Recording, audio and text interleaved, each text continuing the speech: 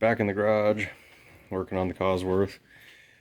Some better updates here. Things have been going good. We've had some bad, we found some good. It just is the nature of going through an engine of this age and not knowing a whole lot about where it came from, what it's been through, how many times it's been rebuilt. We do have some great news though, and we'll go through that here in a minute.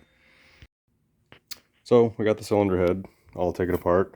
And some good things, we got some bad, we got some pitting, that's in the combustion chamber. I'm not really worried about all that. Some of the things to note that I found is we got an old school race trick here, which each one of these intake runners has been JB welded, and the reason that they do that is to decrease the throat of the intake right before the valve to increase velocity to help pull more fuel and air into the combustion chamber. The only bad part about that is because of excessive heat, they tend to crack and chip and fall apart, and that's exactly what we have going on here. Is a lot of pitting, falling apart, bits and pieces missing, which tells me that this motor was eating some JB weld. That's not great. So I've already started in on these ones, trying to use the little Dremel and an 80 grit flapper and hog out all this old JB weld without opening the mouth of these too much. I don't think that I will be re-JB welding them because I'm not really overly concerned with taking it that far. If I wanted to go that far, I'd take it to a machine shop, have them weld it all in and basically re-flow test it, or get that to a point where you can get maximum velocity into the cylinders. But right now I just like it to run. So everything's been taken apart. I did notice that we have had a repair on this guy right here. This is a brass insert, which is fine. It still holds tolerance and fits well with everything else. Not too worried about it. I'm going to go through all the valves. Here's cylinder number 2, which was the one that had all of the pitting. Because these valves were open, I have yet to go through and actually clean these valves up. I'll be getting to those hopefully soon. Get these cleaned up. I still have a lot of cleaning up to do to get the JB weld out of this cylinder head and the intake runners. And then this needs to be properly washed and degreased and prepped for me to redo the valve seats. We'll lap the valves here in the garage and get this all prepped up. Another little fun note is valve stem seals. So doing a little bit of research and looking into valve stem seals for this engine, there doesn't really seem to be much documentation on this. This just appears to be a standard cheapo intake side one, and the weird little part was I had never seen what appears to be a crimp style that was on the exhaust side. Some of the forums that I had read through said that there was some issues using certain styles, and they would actually slip off of the valve guide themselves, and then the seal would become loose on the valve and just kind of float around with the valve. So I need to look that up. What I did measure up was we roughly have a 7mm intake and exhaust valve size. So I did find that the Volkswagen, I believe Jettas and Golfs, as well as some of the Hondas, have a 7mm style valve stem seal. I need to verify what the actual guide thickness or diameter is to see if they're compatible, but this might take a few times of testing, ordering, and or hopefully getting the right information from the manufacturers on what that ID is in order to fit these properly. Beyond that, enough with cylinder head talk. I have been cleaning up a lot of these other parts, doing some in-garage machining and cleaning up of the intake pieces, thermostat, which all still need to be cleaned, but trying to get those surfaces as clean as possible. This guy could really use a little bit of extra work. It's pitted, but I don't have a lot of material to work with, and if I go too much deeper, my thermostat won't sit in here properly. So I don't know that I'm overly worried about it. A little bit of extra RTV on there should really take care of it. The big bummer is this cylinder.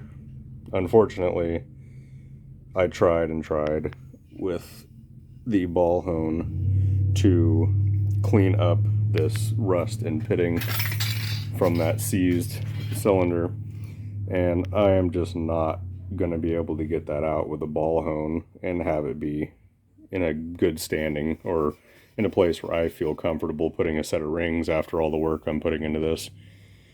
So it's with a heavy heart that I have to inform everybody that this will have to go off to the machine shop and be bored out. I'm hoping to keep it close to factory spec. I mean, I haven't measured what the pitting is, and if I would be able to get away with, say, half a thou of just a bore cleanup, so I don't have to go through and spec and buy new pistons. But that might be overly wishful thinking. Everything else on the motor itself has really been in factory spec if you're looking at what this handy dandy little manual here has. So for our crank main runouts, we got a 1/10 of a thou. It specifies 2/10 max, so we're good there. I can't remember what this was, but I do know that this falls right within spec, as well as the rod ends for the ID and OD. Piston clearance I have not measured yet because I don't know what that final bore is going to be. Once I can get that, then, you know, I'll be happy. But as I said, the crank all measures within factory spec, the rods, and pretty much all the other rotating assembly measures within factory spec limits. So hopefully, with any luck, fingers crossed, I'll be able to get a standard bearing set and not have to do anything special. Beyond that, just doing some cleanup of the aluminum cast, try to make it a little nicer. I did notice a little fix here on the block from the previous owner, or maybe the owner before him. It seems pretty solid. It's a nice bead. It's not really showing me any signs of being an issue. And once again, just some more casting cleanup. I'm not quite sure where I'm going to go with this block. If I'm going to take the time and sand it and polish it and make it a nice shiny piece of aluminum to get dirty consistently and me always having to clean it, or just give it a good scuff down and maybe just spray it silver. I don't know. Tell me in the comments what you guys think I should do with it. I'd like to see it aluminum, but then again, that adds a significant amount of work to my already heavy load with this swap. Yeah, that's kind of just an update of where we are. Here you can see my wall of shame, all the gaskets, just to hold them for reference until I get the new kit, alternator bracket that needs to be cleaned, heater core line, nice and chrome. Those guys, which the one on the left will be getting a good polish and go on this motor when it's all said and done. And the carbs and the water pump and all that fun stuff. There's lots of pieces to be cleaned, lots yet to do. Hopefully, as this project progresses, I'll be able to get more of this together and sort of get the garage back in order, because right now everything is organized as it looks. is sort of a train wreck with all these bits and pieces everywhere. Well, for now, guys, that's just an update for you guys. Just wanted to give you a heads up and let you know that things are still going down. We're still working on it almost daily. Just depends on what kind of time I got. It's been busy at work, so get home and spend 15-20 minutes, but at the end of the day, every minute counts when you're trying to slap one of these things back together and get it back on the road. Hopefully we'll be doing another video soon where I go to the junkyard and we try to source out a transmission for this thing. Until funds can get a little bit more hefty, I'm gonna have to penny pinch on my way by until, you know, I can get the gasket kit and get all this other stuff together. But right now we're trying to be very very low budget, seeing as we're in winter and cost of everything is going up like crazy. So I'm doing my best to keep this budget friendly and not overextend myself. So the project will continue on, and it's going to be a little bit probably drawn out, but at the end of the day, it's about quality and not quantity. So thanks for watching, guys. Hopefully we'll have another video coming out here soon, and I'll see you on the next one. Oddfather out.